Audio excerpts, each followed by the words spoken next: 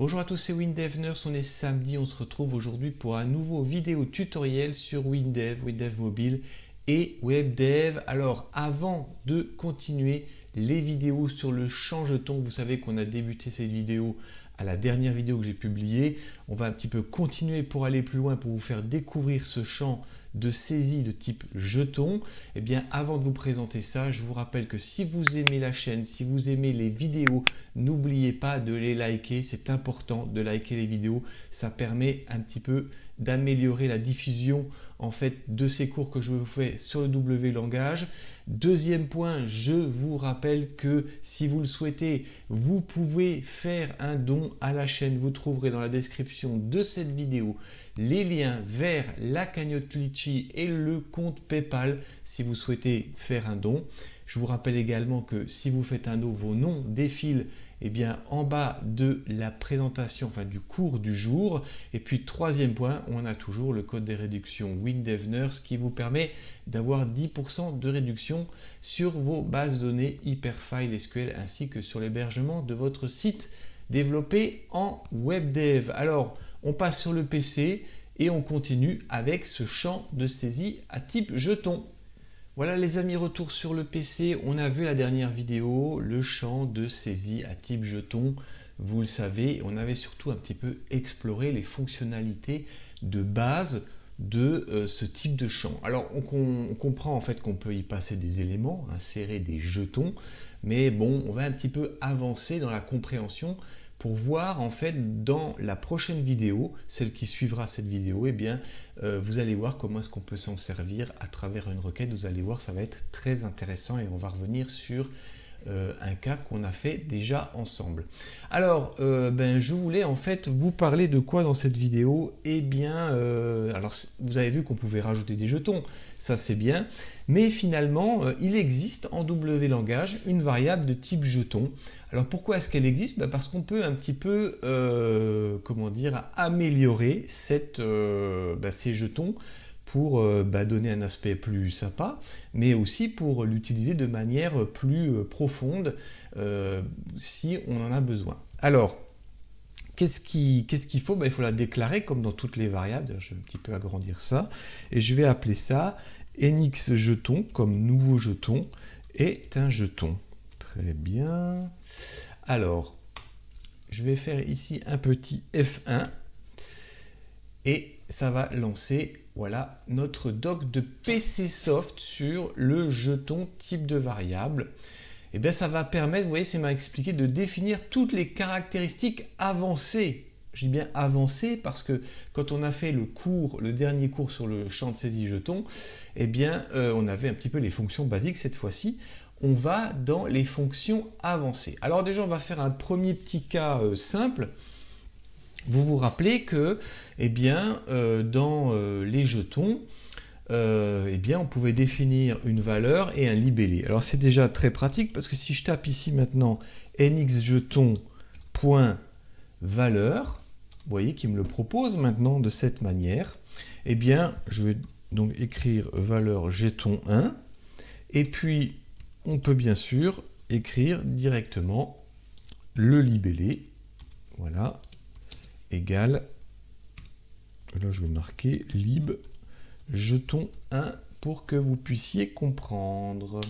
Alors bien sûr là on a créé la variable, mais on ne lui a pas dit de l'insérer en fait dans notre champ de saisie. Et là on va utiliser le code qu'on a vu à la dernière vidéo, c'est saisie ajoute jeton. Et regardez bien ce qu'il vous propose là. Vous voyez, il vous dit CTRL bas ou haut pour changer la syntaxe. Soit vous allez l'écrire directement, soit vous allez injecter le jeton qu'on a créé par la variable de type jeton. Donc ce que je vais faire, je fais un petit CTRL bas, voilà. Et vous voyez que là maintenant, il me propose d'insérer le nouveau jeton. Alors, il ne m'a pas fait le bon truc. Voilà, le champ de saisie, SAI jeton et nx jeton. Voilà, très bien.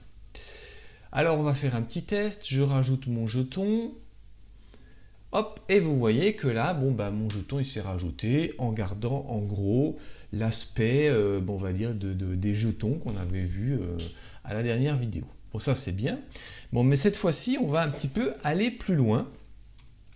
Et ce qu'on va faire, tiens, je vais prendre tout ça, je vais le dupliquer, je vais le déplacer.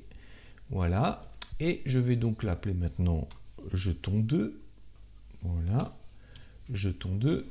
Et qu'est-ce qu'on peut faire avec ce jeton? Alors déjà, on peut faire des petites fonctions comme rajouter une couleur de texte. Voilà, couleur. Et là, par exemple, je peux dire, je l'écris en jaune clair. Ou au jaune foncé, tiens. Allez. Alors, vous avez vu que quand j'ai tapé couleur, il m'a proposé aussi, dans les fonctionnalités, couleur de fond. Ah oui, ça c'est sympa. Donc là, je peux mettre une couleur de fond vert clair. Vous voyez qu'on va beaucoup plus loin que, par exemple, le formatage standard qu'on avait du champ de type saisie jeton. Donc, ensuite, il y a des fonctionnalités dans ce champ jeton. Hop, je vais retourner ici dans ma page web et regarder toutes les fonctionnalités qu'on peut rajouter. On peut rajouter des bulles, on a la couleur de fond, on a une petite fonction extra. On va en reparler tout à l'heure, vous allez voir. Ça, c'est très intéressant. On peut préciser le libellé, la valeur et même une valeur mémorisée. Ben, tiens, c'est intéressant parce que là, ici, tiens, ce que j'aimerais faire, c'est que quand je passe en fait sur ce jeton, en fait, j'aimerais bien voir apparaître un petit message. Alors, je vais faire apparaître une petite bulle. Hop, point bulle. Et là, je vais marquer deuxième jeton créé. Pas mal, c'est juste pour dire que on va voir comment il se comporte.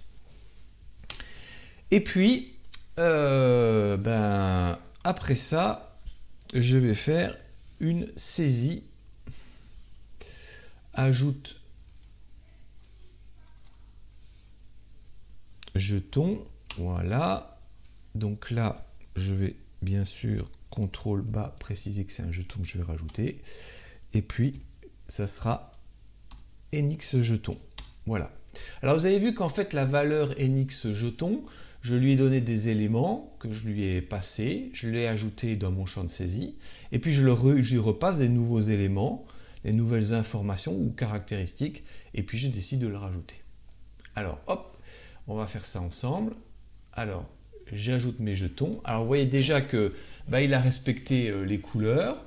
Il a un comportement particulier parce que regardez, quand je passe au-dessus du jeton de base le premier que j'ai rajouté, il ne se passe rien.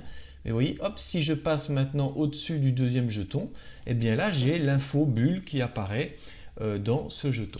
Alors ça c'est très bien. Et puis je vous ai dit qu'il y avait une petite nouveauté qui était apparue en WinDev 25, c'est la fonction extra. Alors la fonction extra, en fait, ça va vous permettre de passer tout type d'informations que vous pouvez vous-même caractériser. Je vais vous montrer. Par exemple, ici, je vais marquer NX jeton.extra. Donc là, et je vais lui donner un nom à cet extra. Par exemple, je vais l'appeler truc. Bon, truc. Et puis, je vais dire en fait que extra truc, c'est le mot truc. Bon, ça ne veut rien dire, mais vous avez bien compris que dans, on va dire, cet extra, j'ai créé quelque chose qui finalement est une chaîne et qui s'appelle truc.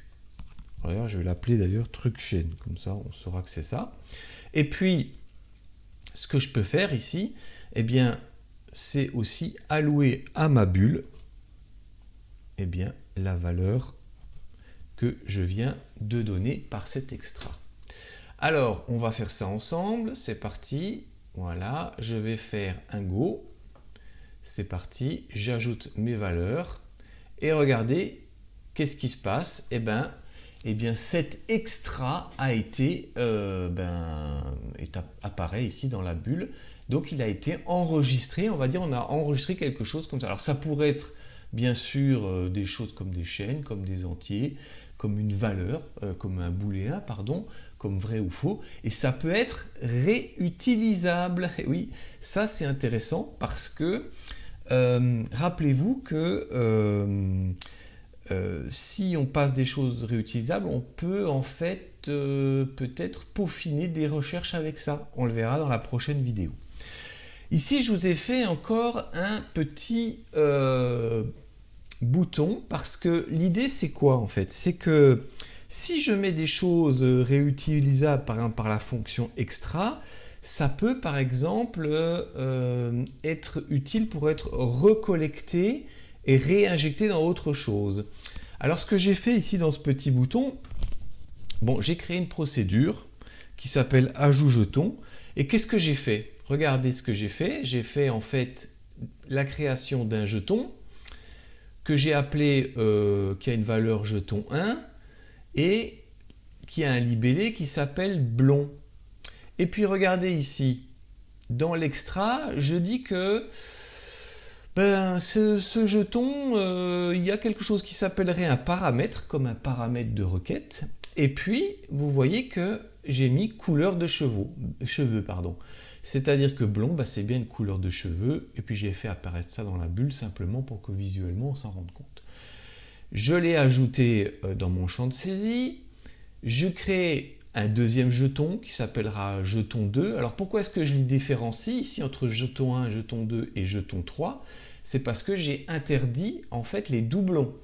Et vous savez que les doublons, ça fait partie, il y a deux valeurs intégrées, c'est le libellé et c'est la valeur. Si ça c'est égal dans un autre jeton, ça ne va pas fonctionner. Donc là volontairement je les différencie, je l'ai écrit manuellement mais j'aurais pu l'incrémenter, on le verra dans la prochaine vidéo, mais cette fois-ci je l'écris manuellement. Il y a une valeur, jeton 2, il y a un libellé, homme. Ah, homme, tiens, d'accord. Et puis là, c'est un paramètre dans l'extra qui serait équivalent à un paramètre d'une requête où on recherche le sexe d'une personne. Et bien sûr, l'infobulle. Et là, je crée le troisième jeton où là, bien sûr, je reprends la notion de la couleur de cheveux dans le paramètre et puis je crée tout ça. Alors, donc si je fais déjà ça, je suis capable déjà de créer dans ce champ de saisie à type jeton, eh bien quoi, mes trois jetons. Hop là, vous voyez, ils sont là, blond, homme et brun. Alors vous allez me dire, ça ressemble quand même à quelque chose. Là, rappelez-vous que dans une des vidéos que j'ai fait sur la chaîne, on recherchait des passagers qui avaient un sexe et qui avaient une couleur de cheveux. Mais je vous avais dit, le problème, c'est qu'on ne pouvait chercher qu'une couleur de cheveux. Et ça peut être un problème. On a peut-être des gens qui ont peut-être changé de couleur de cheveux entre le moment où ils ont pris leur billet d'avion et le moment où ils montent dans l'avion. Et donc là, si on veut faire une recherche spécifique de passagers en connaissant, en sachant qu'ils ont peut-être deux couleurs de cheveux, ça ne fonctionne pas. Enfin, si, ça fonctionne, mais il faudrait relancer à chaque fois la requête intégrée qui était liée derrière ce champ table. Alors, c'est pas très pratique. Alors, maintenant, l'idée, c'est quoi? Ça serait de pouvoir, en fait, regrouper les caractéristiques entre les couleurs de cheveux et, on va dire, le sexe du passager. Et ça serait bien de les regrouper par type de paramètres de requête, si vous voyez la logique. Donc, comment on va faire ça? On va faire ça en lisant les résultats. Et comment est-ce que je peux lire les résultats de ce qui se trouve maintenant dans mon champ de saisie jeton? Vous allez voir, on va le faire ensemble et c'est relativement simple. Alors, ce que je vous ai marqué ici, je vous ai mis lire les résultats et les classer en fonction des paramètres des requêtes. Oui, parce qu'il y a un paramètre couleur de cheveux et il y a un paramètre sexe. Alors, ce que je voudrais bien faire, c'est que on va faire cette lecture. Alors déjà, pour commencer, ce qui serait bien, ça serait de pouvoir mettre les paramètres de manière séparée à la lecture de ce champ de saisie jeton dans les bons paramètres. Alors bien sûr, on va créer quelque chose qu'on va appeler param couleur cheveux est une chaîne, voilà, puisqu'on va le mettre ça dans une chaîne. Et puis param, quelque chose qu'on va appeler param sexe, qui est une chaîne. Donc cette chaîne, quand je la crée, elle est vide, hein. Il n'y a rien dedans pour le moment, vous le savez, hein. Alors, bon, avant de remplir cette chaîne, ça serait maintenant bien de savoir eh bien, combien on a de jetons dans notre champ de saisie. Parce que vous avez compris qu'on va les lire les uns après les autres. Donc là, ce qu'on va devoir faire, c'est savoir combien on en a. Alors par exemple, je vais créer une variable qui va s'appeler nombre jetons, qui est un entier. Alors bien sûr, c'est un entier. Pourquoi? Parce qu'on ne peut pas avoir de jetons à virgule. Il n'y a pas de demi-jetons. Il y en a ou il n'y en a pas. Et ce que je vais dire, c'est que le nombre de jetons, qui est un entier, c'est le résultat, en fait, de la fonction saisie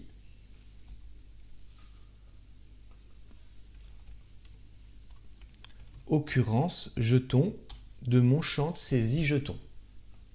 Alors si vous voulez savoir ce que ça fait, bien sûr, toujours on positionne notre curseur sur la partie du code, on tape F1, et là on vous dit ça renvoie le nombre de jetons présents dans un champ de saisie de type jeton de texte. Ça tombe bien, c'est ce que j'ai mis, donc c'est parfait. Donc hop, je retourne dans mon code, donc là j'ai mon nombre de saisies, mon nombre d'occurrences présents. Et puis maintenant, on va lire un à un tous les jetons et puis on va extraire cette valeur extra que j'avais créée, et en fonction de cette valeur extra, je vais incrémenter, je vais dans mes différentes chaînes ce qui leur correspond. Alors comment je fais ça? Comment on fait pour lire tous les enregistrements? C'est simple, hein. Je marque pour t égale 1 à nombre de jetons. Voilà. Alors pourquoi j'ai mis T là? Parce que généralement je mets I ici, hein. Mais là je voulais un peu changer, je voulais vous montrer qu'on peut mettre d'autres lettres de l'alphabet, c'est pas un problème. L'important c'est surtout de garder la logique. Donc qu'est-ce qui va se passer? Il va d'abord se positionner sur le premier jeton, et puis il va essayer de collecter la valeur du paramètre extra. Alors, je vais lui dire qu'en fonction de quoi? En fonction de SAI jeton, point jeton, et là je vais mettre entre crochets la valeur T pour dire que j'ai un champ de saisie jeton qui gère des jetons. Quand je me positionne sur le jeton numéro 1, puis le 2, puis le 3, eh bien, je voudrais savoir la valeur de ce qui est renvoyé parce que j'ai enregistré tout à l'heure dans ma procédure ajout jeton et surtout le paramètre. Alors ce paramètre, bien sûr, il y a plusieurs possibilités. Hop, voilà. Il y a une valeur qui correspond à quoi? À couleur cheveux. Et là, je sais que je vais pouvoir, si c'est la couleur cheveux qui est renvoyée, je vais pouvoir incrémenter le param couleur cheveux. Et si c'est l'autre cas qui sera sexe, eh bien, je vais faire une autre action. Alors, il n'y a pas d'autre cas. Pourquoi il n'y en a pas? Parce que pour le moment, dans ma procédure ajout jeton, qui est plus haut ici, je n'intègre que 2 éléments. Alors qu'est-ce que je vais faire? Si ça me renvoie couleur cheveux, bon ok. Eh bien je vais en fait rajouter param couleur cheveux. Je vais rajouter quoi? Eh bien ce qui se trouve sur le libellé de mon jeton. C'est-à-dire que rappelez-vous que là, dans la couleur des cheveux, je dis qu'il y a un extra qui est un paramètre, mais je dis aussi que ce jeton, il a un libellé. Par exemple, là, c'est la couleur des cheveux blonds. Comme là, il a un libellé, c'est le sexe homme.